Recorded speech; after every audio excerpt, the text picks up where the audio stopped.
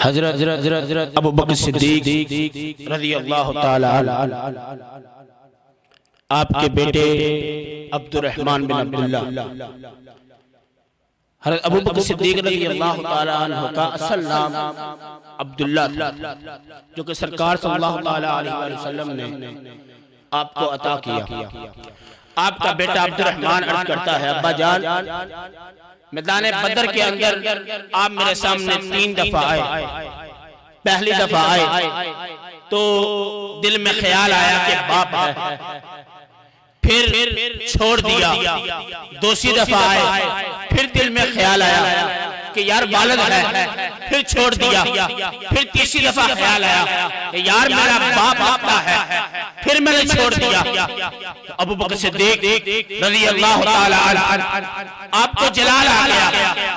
آپ بستر پر لیٹے ہوئے تھے، بیٹھ گئے، کہتے ہیں خدا کی قسم اے عبد الرحمن، اگر تو میرے سامنے آ جاتا تو میں تجھے بیٹا سمجھ کے نہ چھوڑتا، بلکہ مصطفیٰ کا گستاخ سمجھ کے مصطفیٰ کے مقابلے میں آنے کی وجہ سے تجھے قتل کر دیتا۔ ایک ہی مقصد، ایک ہی زندگی کا مقصد ہے، کروں تیرے نام جا فدا، نبس سے بجا دو جہاں فدا، دو جہاں سے بھی نہیں جی برا، کروں کیا کروڑوں جہاں نہیں۔ یہ عشق ہے ابو بکر صدیق کا مصطفیٰ سے کہ آپ کی ناموس میں پہرا دینا۔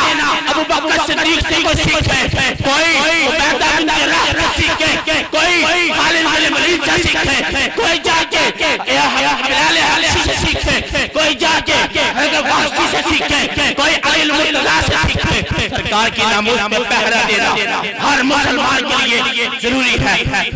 5 وقت کی نماز 5 اوقات میں فرض کی، لیکن مصطفیٰ کی ناموس میں پہرا دینا رب تعالیٰ نے ہر وقت، ہر لمحے، ہر گھنٹے کا ایک منٹ، ہر منٹ کا ایک سیکنڈ رب تعالیٰ نے امت مسلمہ پر یہ فرض کر دیا ہے کہ مسلمان جو ہے وہ مصطفیٰ علیہ السلام کی ناموس میں ہر وقت پہرا دیتا رہے، اور جو مصطفیٰ علیہ السلام کی ختم نبوت پہ ڈاکے ڈالے، ان سے میں کہہ دینا چاہتا ہوں کہ اپنی زبانوں کو لگام دو، پھر نہ کہنا کہ مصطفیٰ کے عاشق اٹھ بیٹھے ہیں، پھر نہ کہنا کہ ممتاز حاضری پھر سے پیدا ہو گئے ہیں، پھر نہ کہنا کہ کوئی گورنر جہنم مسل ہو گیا ہے، پھر نہ کہنا کہ کوئی عدالت کا مشیر یا کوئی جج